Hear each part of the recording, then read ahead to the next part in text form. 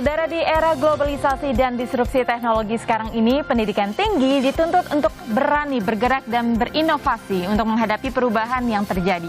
Seiring dengan itu, Kemendikbudristek menghadirkan kebijakan Kampus Merdeka untuk memberdayakan perguruan tinggi agar dapat menyesuaikan diri dengan tuntutan zaman, sehingga dapat melahirkan lulusan yang berkualitas dan mampu bersaing secara global. Lantas seperti apa kebijakan Kampus Merdeka dan bagaimana penerapannya agar melahirkan lulusan yang berkualitas? Kita akan membahas selama 30 menit ke depan bersama saya Amanda Haj di Bincang Kita.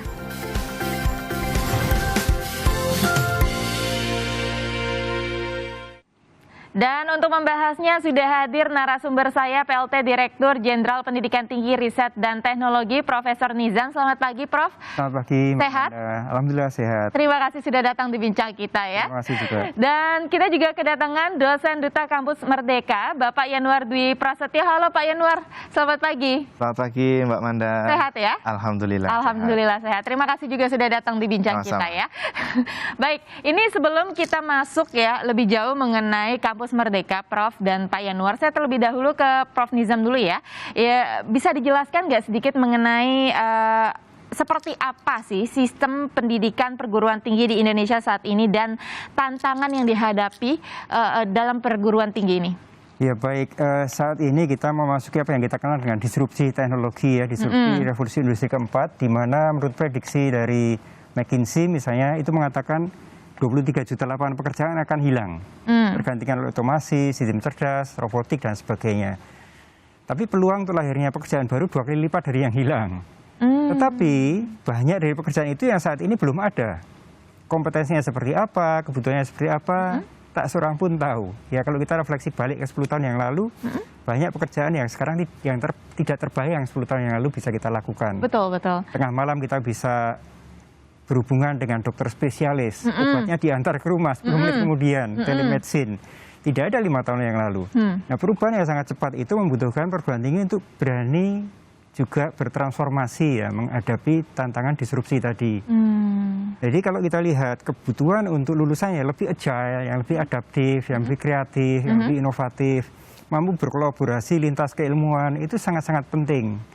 Sementara di pendidikan tinggi kita, sebelum ada program Kampus Merdeka ini, berada dalam silo-silo sempit ya.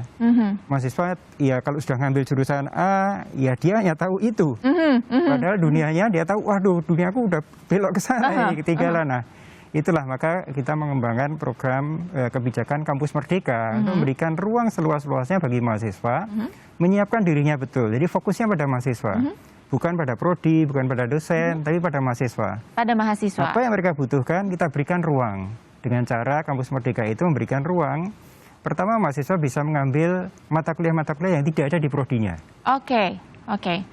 Bisa sampai 1 semester, itu semua diakui sebagai bagian dari kompetensi di kelulusannya nantinya. 20 SKS dia bisa ambil lintas prodi. Selain itu, dia juga bisa mengambil dari luar kampus. Bisa melalui misalnya satu kompetensi tidak ada di kampusnya, dia bisa ngambil di kampus lain.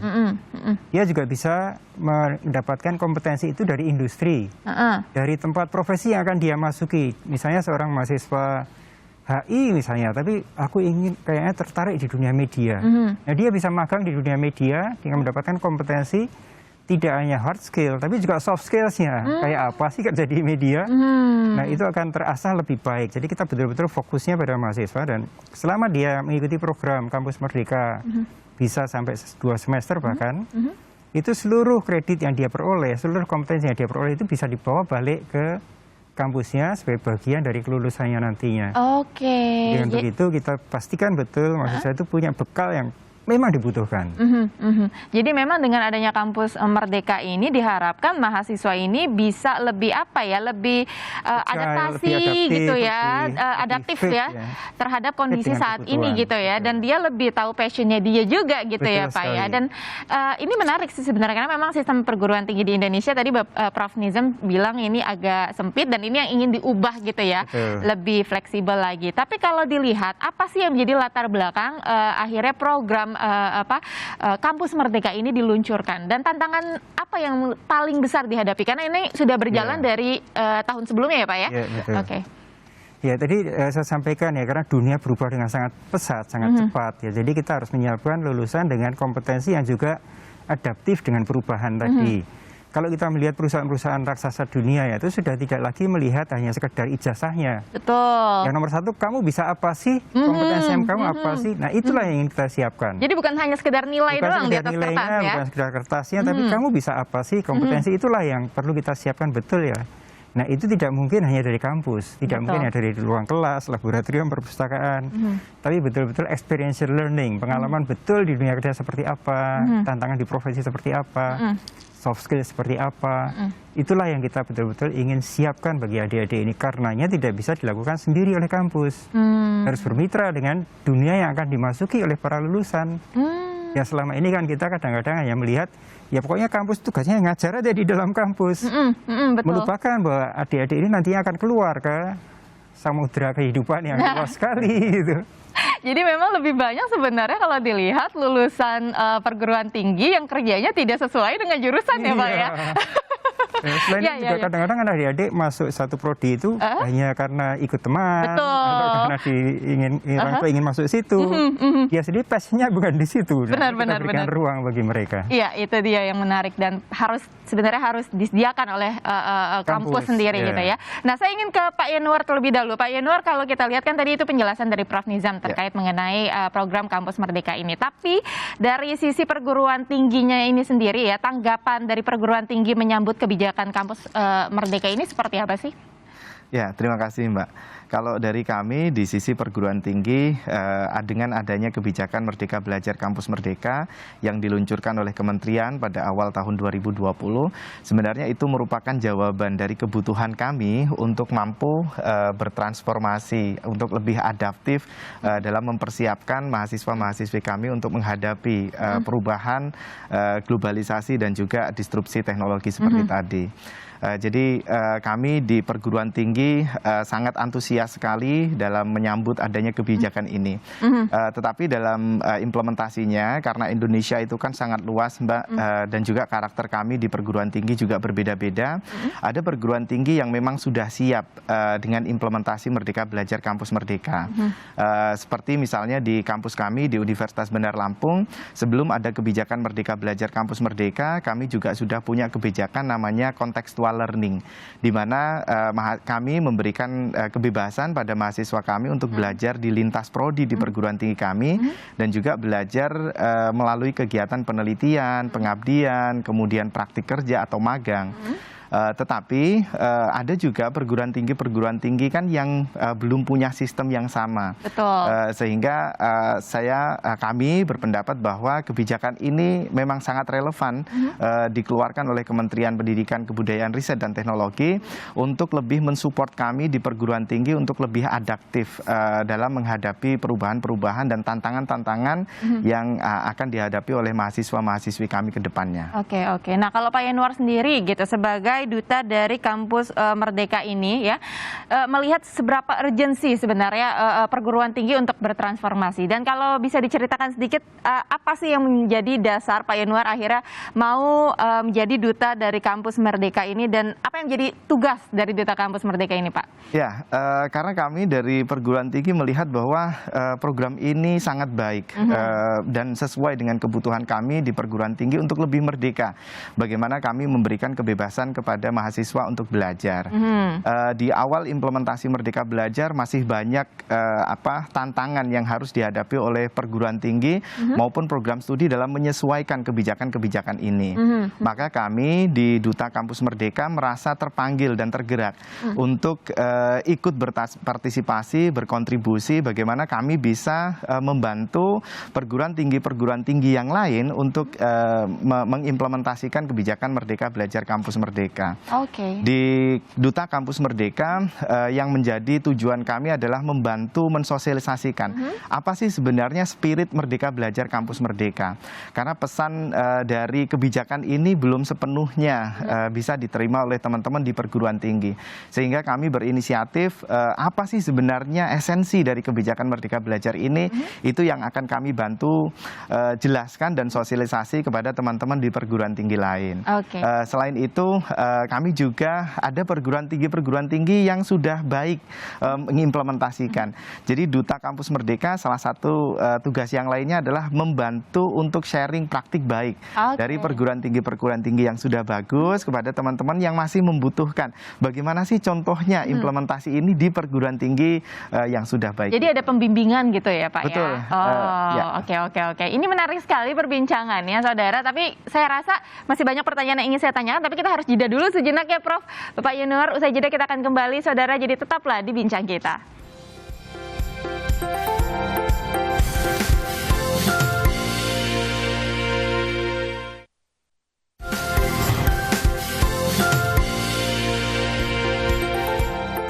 Kembali di Bincang Kita saudara, dan masih ditemani oleh PLT Direktur Jenderal Pendidikan Tinggi Riset dan Teknologi Profesor Nizam, serta juga dosen Duta Kampus Merdeka Bapak Yanuar Dwi Prasetyo. Saya ingin ke Pak Yanuar lagi ya Pak ya.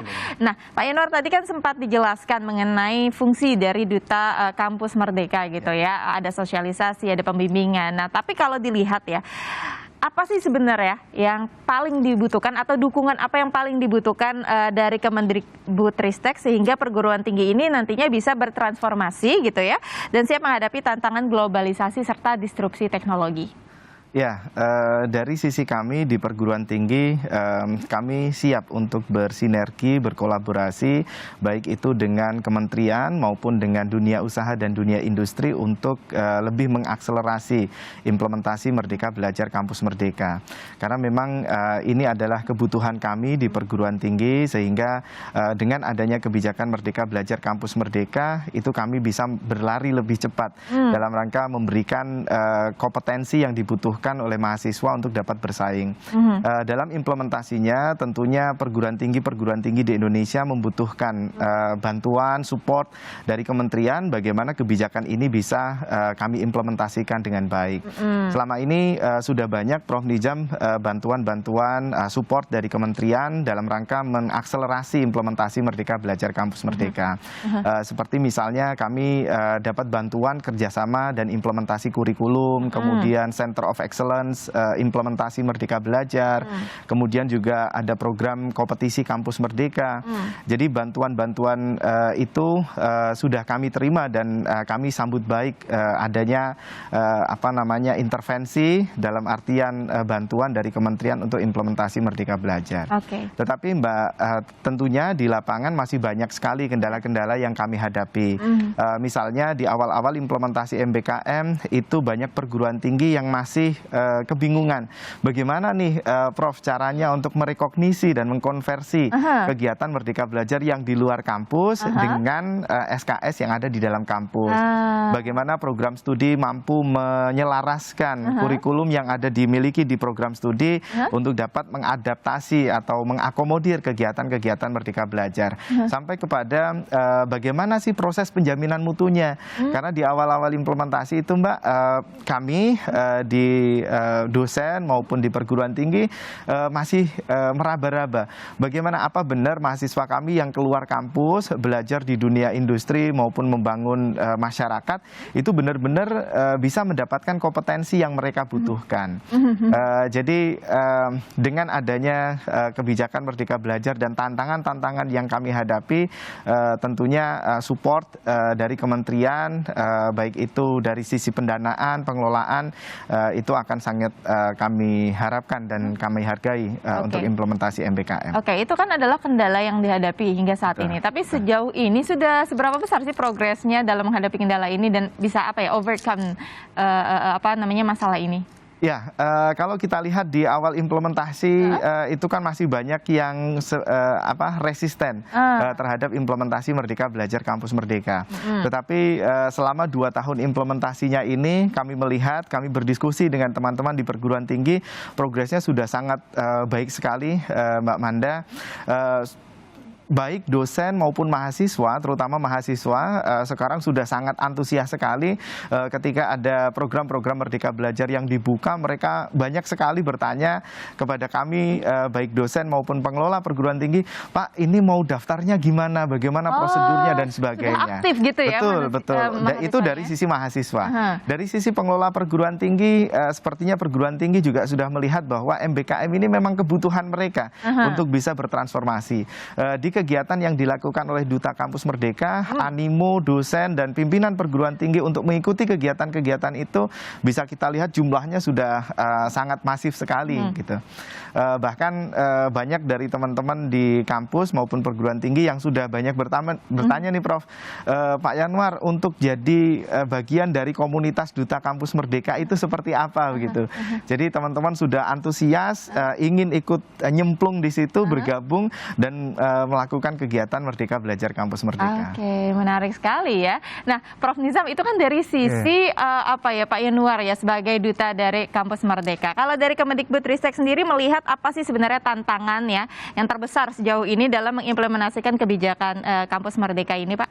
Ya, tentu tantangannya cukup banyak ya. Artinya kita kan melakukan transformasi yang cukup fundamental dari cara kita melakukan pembelajaran. Kita membuka sekat-sekat antar fakultas, kita membuka sekat-sekat antar perguruan tinggi, kita membuka sekat-sekat antara perguruan tinggi dengan dunia kerja. Ini tentu tidak mudah tanpa ada kolaborasi dan kerjasama yang erat dari semua stakeholders ya. Nah, dari kacamata pemerintah kita mulai dengan regulasinya harus kita sesuaikan agar ini bisa mengakomodasi fleksibilitas tadi, mendorong kampus-kampus untuk menghilir, untuk nyambung dengan dunia kerja. Dan juga mengundang dunia kerja, ini loh kampus sudah terbuka. Jadi jangan lagi ada komplain, karena sekarang selama ini kan sering komplain industri, lulusan perguruan tinggi nggak siap, nggak nyambung dengan yang kita butuhkan, soft skillnya salah, hard skillnya keliru dan seterusnya. Nah, itu harapan kita tidak ada lagi dusta di antara kita. Jadi di sini buka-bukaan. Benar. Pihak sama-sama kita nyiapkan talenta masa depan ini secara bergotong royong, secara bersamaan gitu. Nah, itu tentu membutuhkan perubahan mindset yang besar ya. Ya, kami terus promote ini baik ke lingkungan kampus maupun juga ke mitra-mitra industri. Bener sih, bener boleh kita ikut ngajar mahasiswa. Benar, boleh kita ngambil mahasiswa 1 semester di kita. Mereka senang sekali. Jadi ini yang kita butuhkan selama ini. Karena kan selama ini transisi dari lulusan perguruan tinggi untuk bisa mereka betul-betul kerja menjadi profesional. Kadang-kadang kan sampai 1 tahun, sampai bahkan ada yang mengatakan sampai 2 tahun.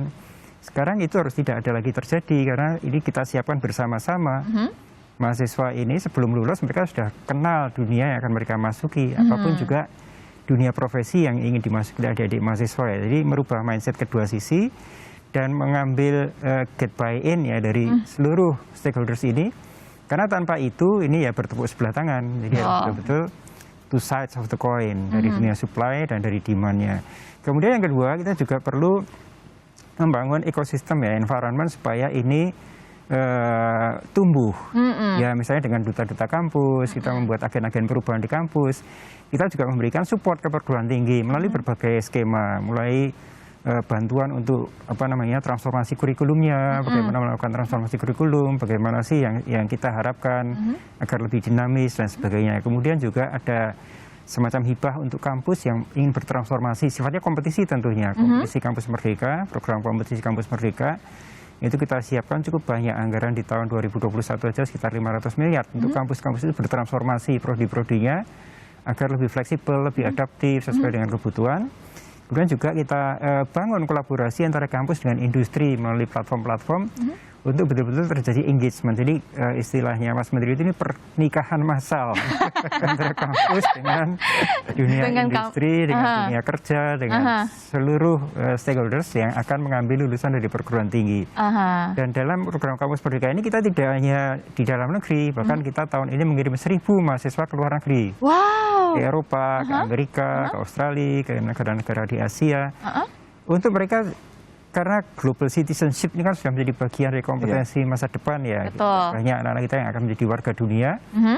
Nah, kita siapkan mereka dengan kompetensi global tersebut. Jadi ini juga ketika kita tawarkan ke kampus-kampus internasional di top-top universities di berbagai negara, di 31 negara, itu mereka kaget, wah Indonesia kok transformasinya cepat sekali ya. Banyak ya. Jadi mereka terheran-heran dengan transformasi yang sedang kita lakukan, dan mereka justru sekarang melihat ke Indonesia. Mereka ingin ikut mengikuti program kampus mereka juga. Jadi ini betul-betul inilah yang selama ini dicari sebetulnya. Selama ini missing. Kita menganggap kampus dia seperti di era revolusi industri kedua lah, sudah ketinggalan zaman, di mana kita sempit gitu, narrow. Kompetensi yang kita ajarkan itu ya narrow sekali, menyiapkan skop-skop industri gitu ya. Nah sekarang tidak lagi, karena dunia kerja yang sangat-sangat dinamis, cross-disciplinary, kolaborasi itu sangat-sangat dibutuhkan. Nah, kompetensi itu yang sedang kita siapkan. Oke, artinya berarti memang upaya dari pemerintah untuk apa ya, membangun SDM yang berkualitas di sini sudah sangat luar biasa ya. Dan tadi sudah ada kolaborasi dengan beberapa pihak, termasuk industri juga, dan bahkan pendanaannya juga. Ini saya semakin apa ya, penasaran sebenarnya manfaat apa saja yang akan didapatkan oleh mahasiswa ketika mengikuti program ini. Tapi kita tahan dulu ya, Prof dan Pak Yanuar. Usai jeda kita akan kembali, saudara. Jadi tetaplah bersama kami.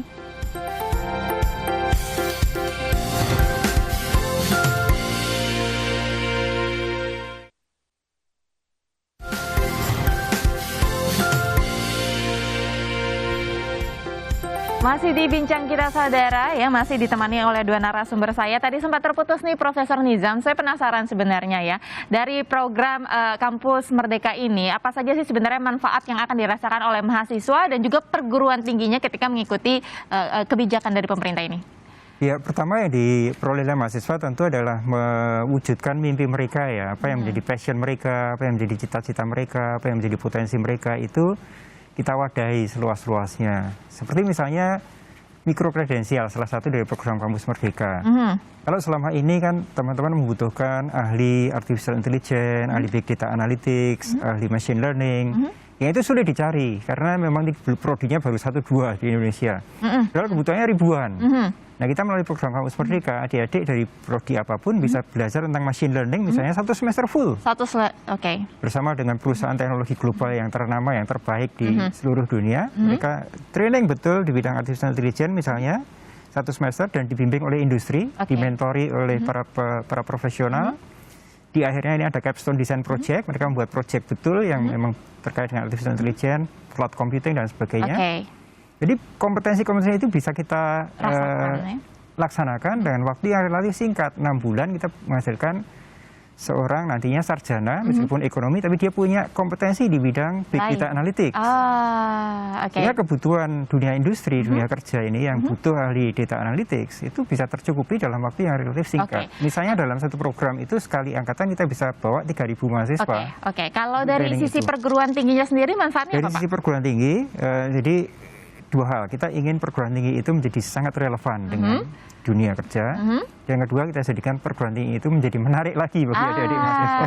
Betul. Jadi let's make university relevant and fun again. Oke. Jadi memang semakin atraktif gitu ya untuk perguruan tingginya. Nah, mungkin saya terakhir ingin ke Pak Yanuar, singkat saja Pak Yanuar, mengenai kita melihat bahwa sistem pendidikan di Indonesia saat ini sudah mulai berkembang dan inovasinya sudah banyak sekali. Harapan Pak Yanuar sendiri sebagai duta Kampus Merdeka ke depan terhadap sistem pendidikan di Indonesia, khususnya di perguruan tinggi, seperti apa? Ya, dari kami, harapan kami adalah pemerintah mampu menciptakan ekosistem perguruan tinggi yang terbuka kesempatannya, tidak hanya bagi perguruan tinggi negeri maupun swasta, perguruan tinggi besar maupun kecil, tetapi kesempatan-kesempatan itu benar-benar bisa dirasakan oleh seluruh perguruan tinggi yang ada di seluruh Indonesia. Karena kita tahu Indonesia itu tidak hanya Jawa, tetapi ada perguruan tinggi di luar Pulau Jawa, di seluruh Indonesia yang juga membutuhkan perhatian dari pemerintah. Sehingga harapan kami dari kebijakan Merdeka Belajar ini, kami bisa membangun lebih banyak kerjasama begitu Mbak, baik dengan perguruan tinggi lain di Indonesia maupun dengan dunia usaha maupun dunia industri, sehingga kami benar-benar bisa memberikan kesempatan bagi mahasiswa kami untuk dapat meraih kompetensi sesuai dengan apa yang dicita-citakannya. Oke. Jadi memang ini ada kesinambungan ya dari SDM ke dunia kerja nantinya. Singkat, kalau Profesor Nizam, seperti apa harapannya ke depan, Pak? Ya, harapan kami sekali lagi perguruan tinggi itu betul-betul nyambung dengan dunia yang akan dimasuki oleh mahasiswa ya, karena perguruan tinggi itu kan menyiapkan talenta untuk dunia profesi yang akan kembangkan. Dan ini keduanya saling membutuhkan ya, dunia kerja membutuhkan talenta-talenta yang baik.